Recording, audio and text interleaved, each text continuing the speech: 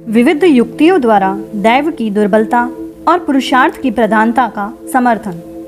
जो लोग उद्योग का त्याग करके केवल दैव के भरोसे बैठे रहते हैं, वे आलसी मनुष्य स्वयं ही अपने शत्रु हैं। वे अपने धर्म, अर्थ, काम और मोक्ष चारों पुरुषार्थों का नाश कर डालते हैं। बुद्धि, मन और कर्मेंद्रियों के द्वारा की जाने वाली चेष्टाएं पौरुष के रूप हैं। इन्हीं से अभिष्ट फल की प्राप्ति होती है। साक्षी चेतन में पहले जैसी विषय की अनुभूति होती है। मन वैसी ही चेष्टा करता है। मन के व्यापार के अनुसार शरीर चलता है, शारीरिक क्रिया होती है और उसके अनुसार ही फल की सिद्धि होती है। लोक में जहाँ जहाँ जैसे जैसे पुरुषार्थ की आवश्यकता होती है, वहाँ वहाँ वैसे ही वैसे पौरुष के उपयोग से तदनुरूप लौकिक या वैदिक फल की सिद्धि होती है। पुरुषार्थ से ही बृहस्पति देवताओं के गुरु बने हुए हैं और पुरुषार्थ से शुक्राचार्य ने दैत्य राजों के गुरु का पद प्राप्त किया, जो नाना प्रकार के आश्चर्यजनक वैभव के आश्रय अर्थात अधिपति थे और वैभव भोग की दृष्टि से महान समझे जाते थे। ऐसे पुरुष भी अपने दोषयुक्त पौरुष से ही नरकों के अतिथि हुए हैं, उच्च पदवी से भ्रष्ट हो गए हैं। सहस्त्रों संपदाओं और हजारों विपत्तियों से पूर्ण नाना प्रकार की अनुकूल प्रतिकूल दशाओं में पड़े हुए विभिन्न जातियों के प्राणी अपने पुरुषार्थ से ही उन्हें लांघ कर कल्याण के मार्ग पर अग्रसर होते हैं। शास्त्रों के अभ्यास, गुरु के उपदेश और अपने प्रयत्न, इन तीनों से ही सर्वत्र पुरुषार्थ की सिद्धि देखी जाती है। कल्याणकामी पुरुष अशुभ कर्मों में लगे हुए मन को वहां से हटाकर प्रयत्नपूर्वक शुभ कर्मों में ही लगाएं। यही संपूर्ण शास्त्रों के सारांश का संग्रह है। जो वस्तु कल्याणकारी है, जो तुच्छ नहीं, सबसे उत्कृष्ट है तथा जिसका कभी विनाश नहीं होता, उसी का यत्नपूर्वक आचरण करो। यही सब गुरुजन उपदेश देते हैं। पौरुष से ही अभिष्ट वस्तु की सिद्धि होती देखी जाती है। पौरुष से ही बुद्धिमानों की कल्याण मार्ग में प्रगति होती है। दैव तो दुख सागर में डूबे हुए कोमल एवं दुर्बल चित्त वाले लोगों के लिए आश्वासन मात्र है। लोक में प्रत्यक्ष आदि प्रमाणों द्वारा पुरुष का प्रयत्न सदा सफल होता देखा जाता है। पुरुष अपने पौरुष से ही देशांतर में आता जाता है। उत्तम बुद्धि वाले मनुष्य पौरुष से ही उन भीषण संकटों से अनायास पार हो जाते हैं, जिनसे पार पाना अत्यंत कठिन होता है। यह जो व्यर्थ दैव की कल्पना की गई है, उसके भरोसे वे संकटों से पार नहीं होते। जो मनुष्य जैसा प्रयत्न करता है, उसे वैसा ही फल प्राप्त होता है। इस जगत में चुपचाप बैठे रहने वाले किसी भी मनुष्य को अभिष्ट फल की प्राप्ति नहीं होती। शुभ पुरुषार्थ से शुभ फल प्राप्त होता है और अशुभ पुरुषार्थ से अशुभ।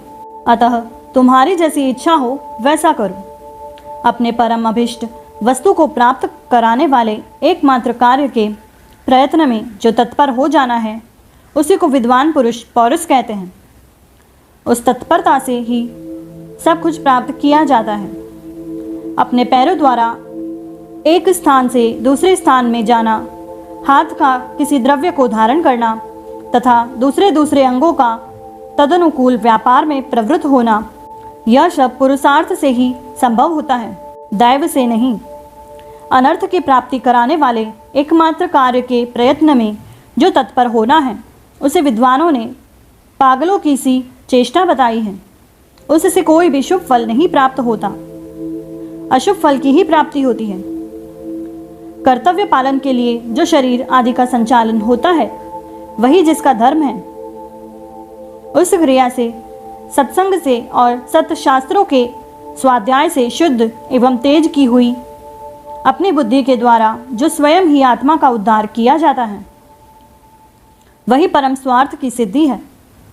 विद्वान लोग अनंत समता रूप परमानंद से पूर्ण अपने परम प्राप्य अर्थ परब्रह्म परमात्मा को जानते हैं।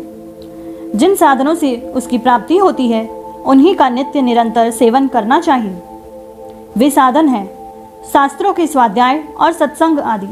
जैसे शरत काल में सरोवर और कमल एक दूसरे की शोभा बढ़ाते हैं, उसी प्रकार सद्बुद्धि से सतशास्त्रों का अभ्यास और सत्संग रूपी गुण विकसित होता है तथा सतशास्त्रों की स्वाध्याय और सत्संग रूपी गुण से सद्बुद्धि की वृद्धि होती है।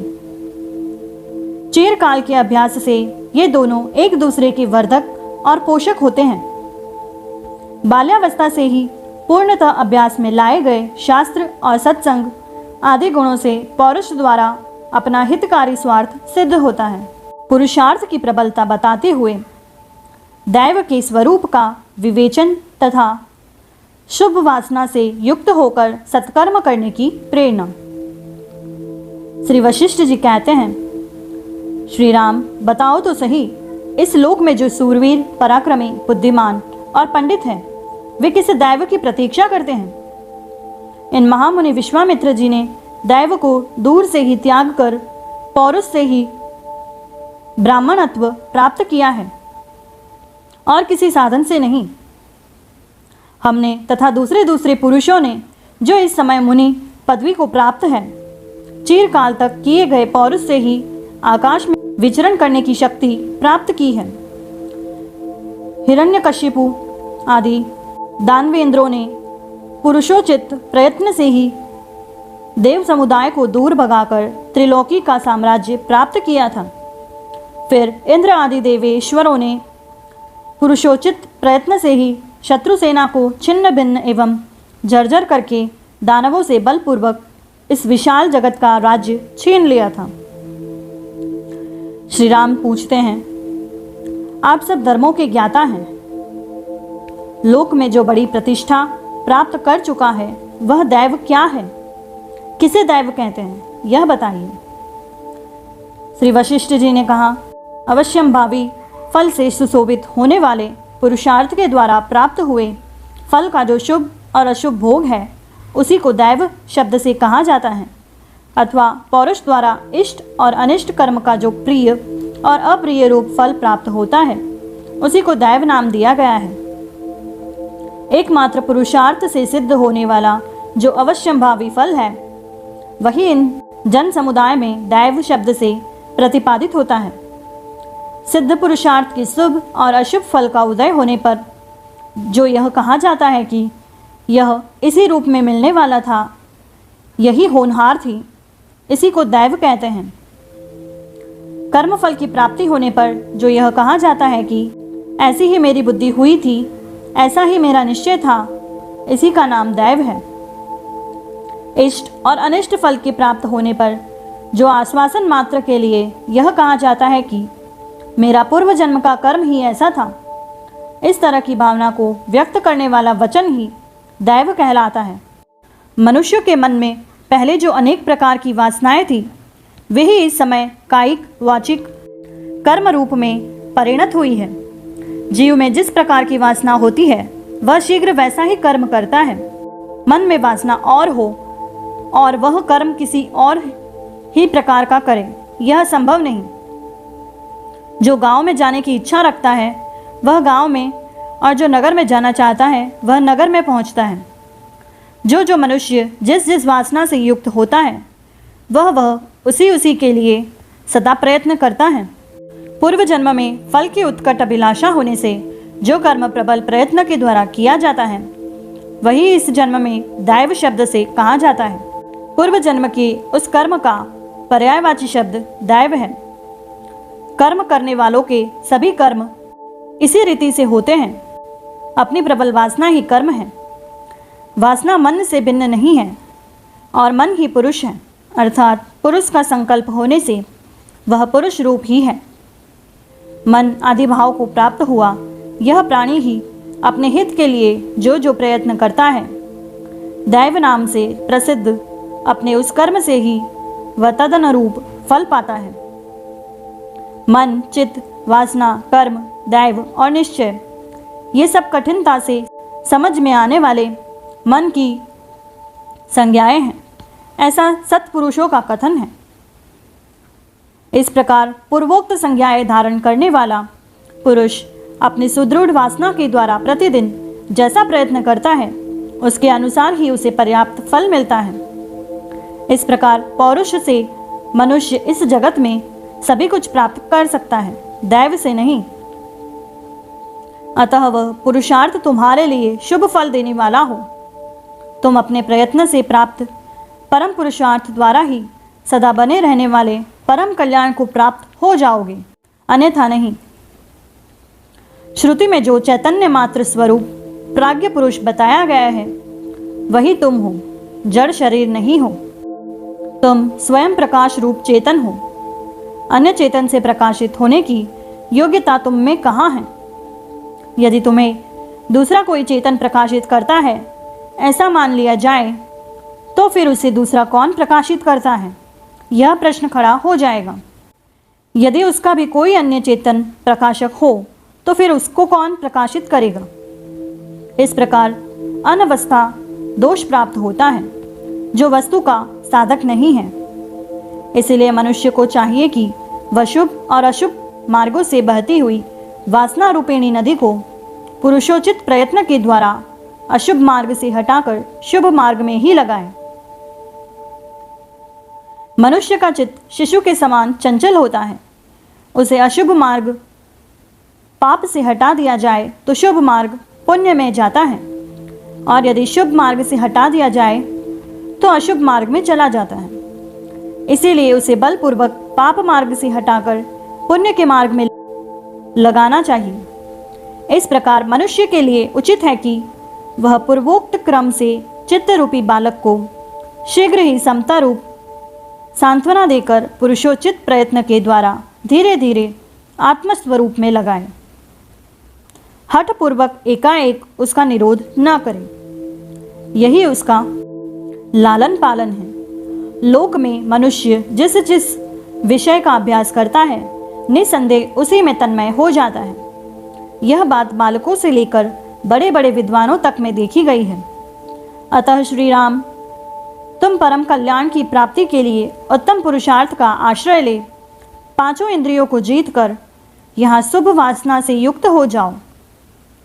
तुम श्रेष्ठतम पुरुषों द्वारा सेवित और अत्यंत सुंदर शुभ वासना का अनुसरण करके मनोरम भावयुक्त बुद्धि से परम पुरुषार्थ द्वारा सदा शोक रहित पद को प्राप्त करो।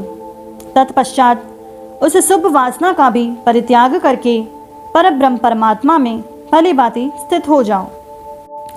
श्री वशिष्ठ जी द्वारा ब्रह्मा जी के और अपने जन्म का वर्णन, ज्ञान प्राप्ति का विस्तार, श्री राम जी के वैराग्य की प्रशंसा, वक्ता और प्रश्नकर्ता के लक्षण आदि का विशेष रूप से वर्णन। श्री वशिष्ठ जी कहते हैं, जो सर्वत्र नित्य समता रूप से स्थित सच्चिदानंदमय ब्रह्म तत्व है उससे संबंध रखने वाली सत्ता को नियति कहते हैं। वही नियंता की नियंत्रण शक्ति है तथा नियंत्रण में रहने वाले पदार्थों में जो नियंत्रित होने की योग्यता है वह भी सत्ता ही है। अब मैं उस सारगर्भित संहिता का वर्णन करूंगा जो इहलोक तथा परलोक की सिद्धि के लिए परम पुरुषार्थ रूप फल प्रदान करने वाली और मोक्ष के उपायभूत साधनों से संपन्न है। उसे तुम सावधानतया श्रवण करो। प्राचीन काल की बात है, सृष्टि के आदि में परमेष्ठी ब्रह्मा ने इस मोक्ष कथा का वर्णन किया था। यह संपूर्ण दुखों का विनाश करने वाली है और बुद्धि को परम शांति प्रदान करती है। सारे विवेकशील पुरुषों के साथ इस मोक्ष कथा को सुनकर तुम उस दुख रहित सच्चिदानंदमय परम पद को प्राप्त कर लोगे, जहां पहुंच जाने पर पुनः विनाश का भय नहीं रह जाता। श्री राम ने पूछा, पूर्व काल में ब्रह्मा जी ने किस लिए इस कथा का वर्णन किया था और आपको इसकी प्राप्ति कैसे हुई? यह वृतांत मुझे बताइए। श्री वशिष्ठ जी ने कहा, पर ब्रह्म परमात्मा सर्वव्यापक, सबका आश्रय स्थान, नित्य चेतन, अविनाशी, समस्त प्राणियों में प्रकाशक रूप से वर्तमान और अनंत विलासों का एकमात्र अधिष्ठान है। प्रकृति की साम्यावस्था तथा विषमावस्था में वह निर्विकार रूप से स्थित रहता है। उसी परमात्मा से विष्णु का प्राकट्य हुआ। ठीक उसी तरह जैसे प्रवहनशील जल से परिपूर्ण सागर से तरंग उत्पन्न होती है, उन विष्णु के हृदय कमल से ब्रह्मा प्रकट हुए, जो वेद तथा वेदार्थ के तत्वज्ञ हैं। उन्होंने देवताओं और मुनियों के समुदायों से संयुक्त होकर अनेक विकल्पों की सृष्टि करने वाले मन की भांति विभिन्न प्रकार की सृष्टि रचना की। जम्बूद्वीप के इस भाग में, जो भारतवर्ष नाम से प्रसिद्ध है, ब्रह्मा जी द्वारा रचित सारा प्राणी समुदाय आदि व्याधि से संयुक्त, लाभ हानि से पीड़ित और जन्म मरणशील था। प्राणियों की इस सृष्टि में सारे जन समुदाय को नाना प्रकार के व्यसनजन्य कष्टों से पीड़ित देख सर्वलोक सृष्टा भगवान ब्रह्मा का हृदय उसी प्रकार दयाद्र हो गया, जैसे पुत्र को दुखी देखकर पिता को दया आ जाती है। फिर तो वे उनके कल्याण के लिए क्षण भर एकाग्रचित हो यूं विचार करने लगे कि इन हताश तथा अल्पायु जीवों के दुख का अंत किस प्रकार होगा। ऐसा विचार कर सामर्थ्यशाली स्वयं भगवान ब्रह्मा ने उनके कष्टापहरण के लिए तप, धर्म, दान, सत्य और तीर्थ सेवन आदि साधनों का निर्माण किया। इन्हें उत्पन्न करके सृष्टिकर्ता ब्रह्मा ने पुनः स्वयं विचार किया कि इन साधनों से लोगों के सांसारिक दुख का समूल विनाश नहीं हो सकता, बल्कि परम निर्वाण रूप मोक्ष ही परम सुख है, जिसकी प्राप्ति हो जाने पर जीव जन्म मृत्यु के चक्र से छूट जाता है। उस मोक्ष की प्राप्ति ज्ञान से ही होती है। इसीलिए जीव के लिए संसार सागर से पार होने का एकमात्र उपाय ज्ञान ही है।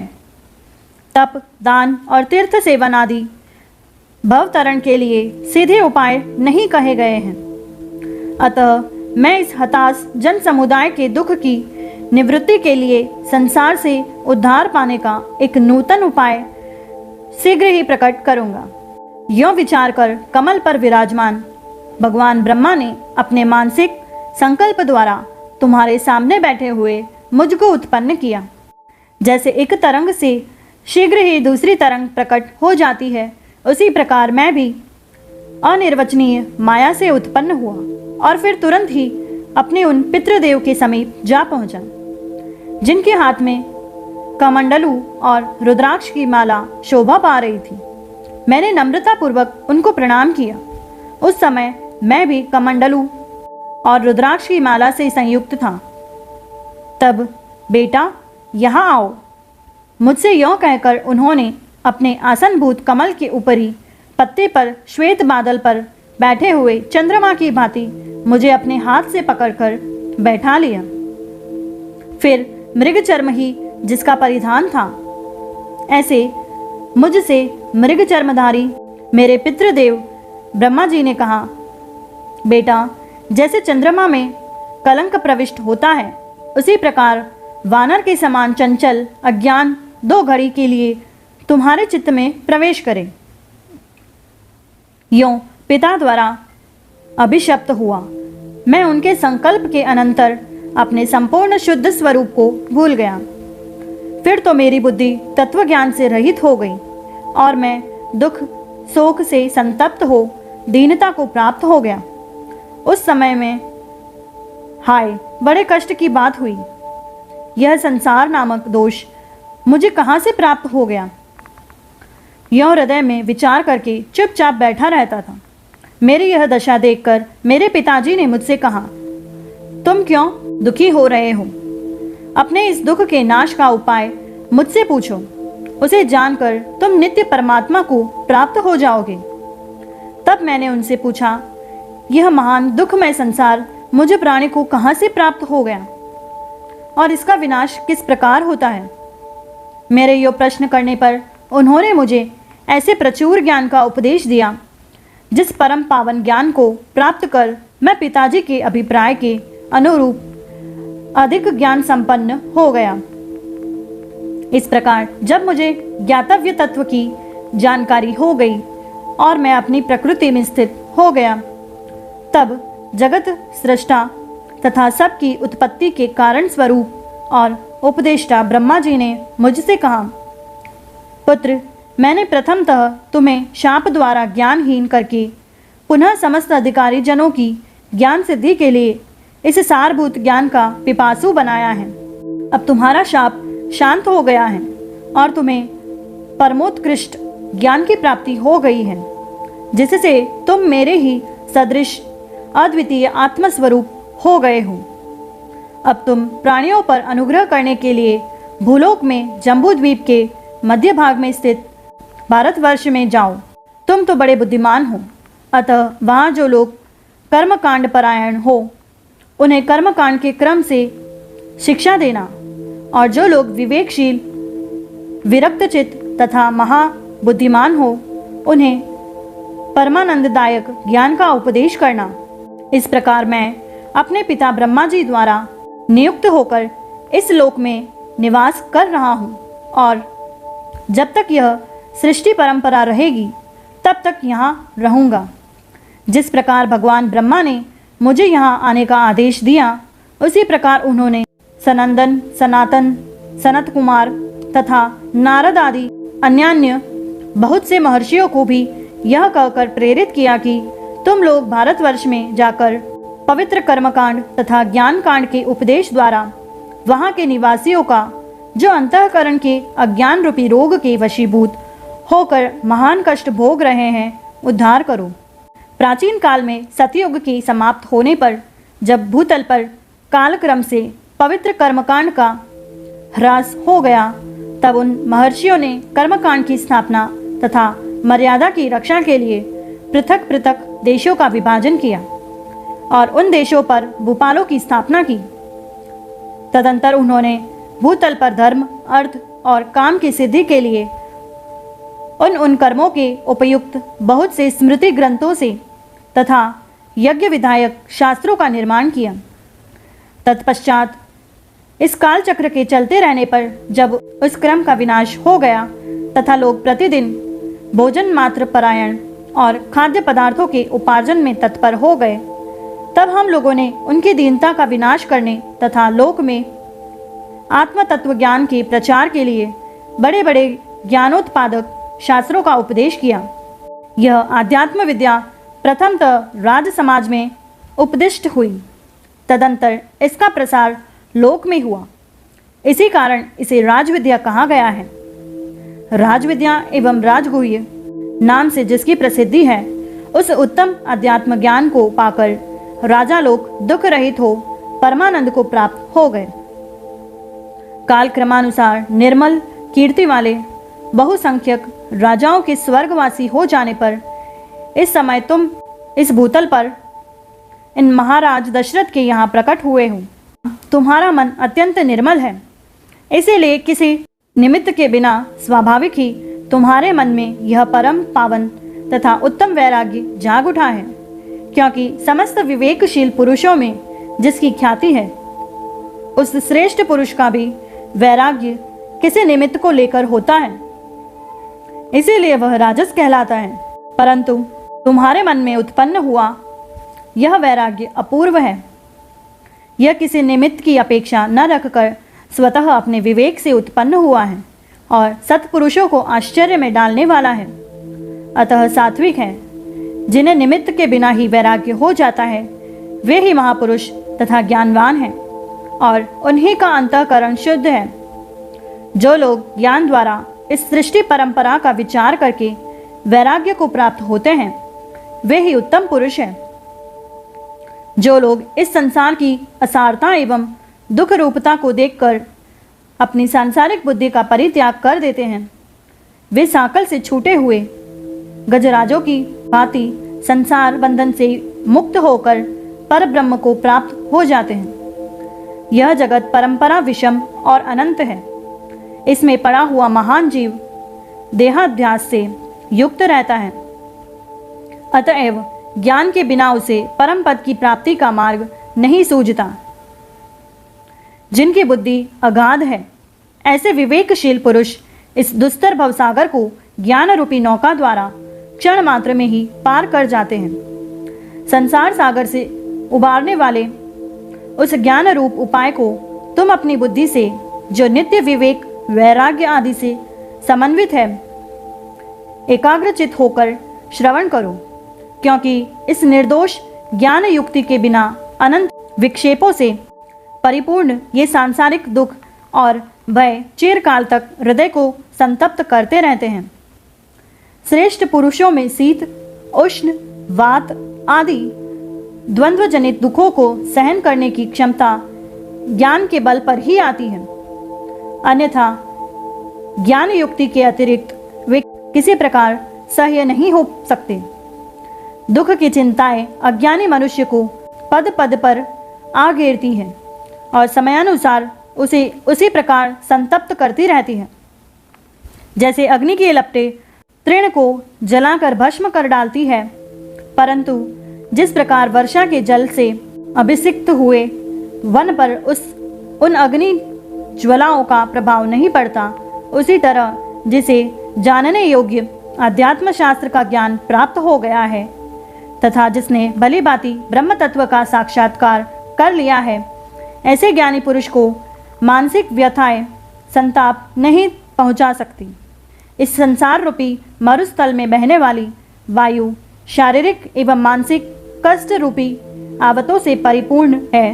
यह क्षुब्ध होकर भी तत्वज्ञानी को वैसे ही पीड़ित नहीं कर सकती जैसे प्रचंड आंधी कल्प वृक्ष का कुछ नहीं बिगाड़ सकती। इसीलिए बुद्धिमान पुरुष को चाहिए कि वह तत्वज्ञान की प्राप्ति के लिए जो श्रुति आदि का प्रमाण देने में कुशल और आत्म तत्व का यथार्थ ज्ञाता हो, ऐसे ज्ञानी पुरुष के पास जाकर प्रयत्नपूर्वक विनय भाव से प्रश्न करे। फिर जैसे केसर से रंगा हुआ वस्त्र उसके रंग को पकड़ लेता है, उसी प्रकार जिससे प्रश्न किया गया है उस प्रमाण कुशल तथा विशुद्ध चित्त वाले उपदेष्टा के वचन को प्रयत्नपूर्वक ग्रहण करना चाहिए। किंतु राम जो तत्व का ज्ञाता नहीं है, अतएव जिसके वचन अग्राह्य है, ऐसे पुरुष से जो तत्व विषयक प्रश्न करता है, उससे बढ़कर मूर्ख दूसरा कोई नहीं है। इसी प्रकार जिससे पूछा गया है उस प्रमाण कुशल तथा तत्वज्ञानी वक्ता के उपदेश का जो पुरुष यत्नपूर्वक अनुसरण नहीं करता, उससे बढ़कर दूसरा कोई नराधम नहीं है।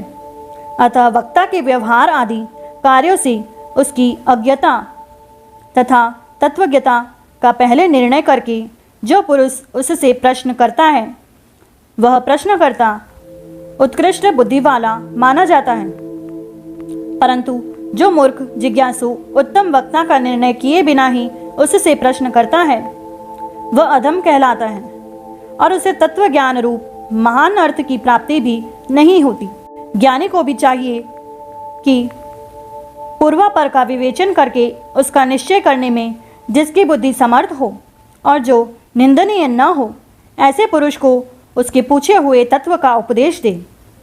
परंतु जो आहार, निद्रा, भय, मैथुन आदि पशु धर्म से संयुक्त है, ऐसे अधम को तत्व का उपदेश न दे, क्योंकि प्रश्नकर्ता की श्रुति आदि प्रमाणों द्वारा निर्णित पदार्थ के ग्रहण की योग्यता का विचार किए बिना ही जो वक्ता उसे उपदेश देता है, उस पुरुष को ज्ञानी जन इस लोक में महान मूर्ख बतलाते हैं।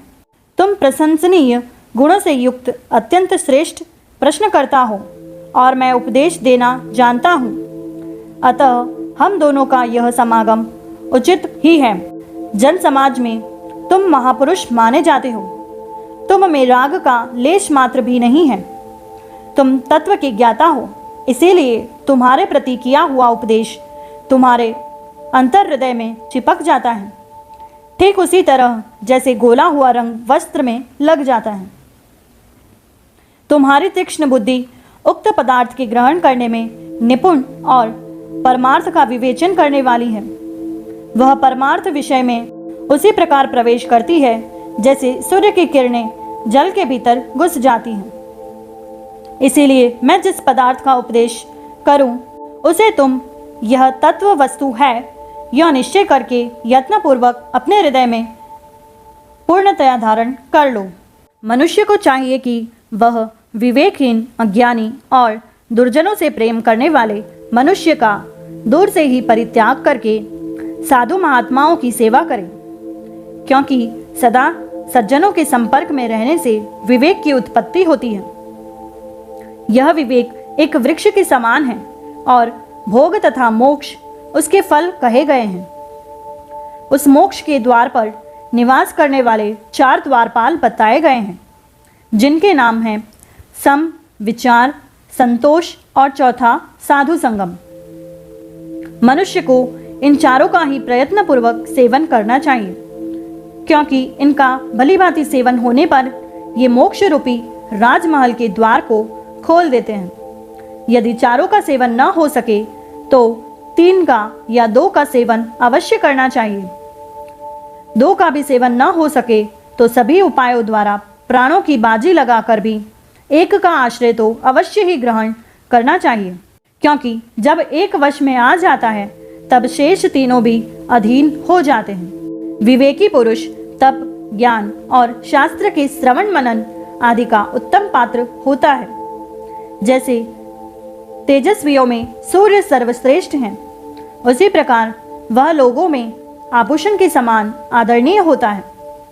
जैसे शीत की अधिकता के कारण जल जमकर पत्थर के सदृश हो जाता है, उसी प्रकार अविवेकियों की बुद्धिमंदता घनता को प्राप्त होकर अत्यंत जड़ हो जाती है। तुम्हारा अंतःकरण तो सूर्योदय होने पर खिले हुए कमल की भांति सौजन्य आदि गुण एवं शास्त्रार्थ की दृष्टियों से विकसित हो गया है। मनुष्य को उचित है कि वह पहले आवागमन के चक्र से छूटने के लिए शास्त्राभ्यास और सत्संग गति पूर्वक तपस्या एवं इंद्रिय निग्रह द्वारा अपनी बुद्धि का ही संवर्धन करे। यह संसार विष वृक्ष के समान है। यह विपत्तियों का एकमात्र स्थान है जो अज्ञानी मनुष्य को सदा मोहित करता रहता है। इसीलिए यत्न द्वारा अज्ञान का विनाश कर डालना ही उचित है। जैसे मेघ रहित आकाश में निर्मल एवं पूर्ण मंडल वाले चंद्रमा को देखकर दृष्टि प्रसन्न होती है, उसी प्रकार यह पूर्वोक्त परमार्थ वस्तु दृष्टि ज्ञानी में यथार्थ वस्तु के साथ एक रसता को प्राप्त होकर प्रसन्न हो जाती है। जिसकी बुद्धि पूर्वापर के विचार से सूक्ष्मतम अर्थ को ग्रहण करने में निपुण और चतुरता से शोभित होकर पूर्ण विकसित हो गई है, वही पुमान अर्थात पुरुष कहा जाता है। तुम्हारा हृदय अज्ञान से रहित अतएव विशुद्ध शांति आदि गुणों से विकसित एवं उत्तम विचार की शीतल चांदनी से प्रकाशित है। उस हृदय से युक्त होकर तुम उसी प्रकार सुशोभित हो रहे हो, जैसे निर्मल चंद्रमा से आकाश की शोभा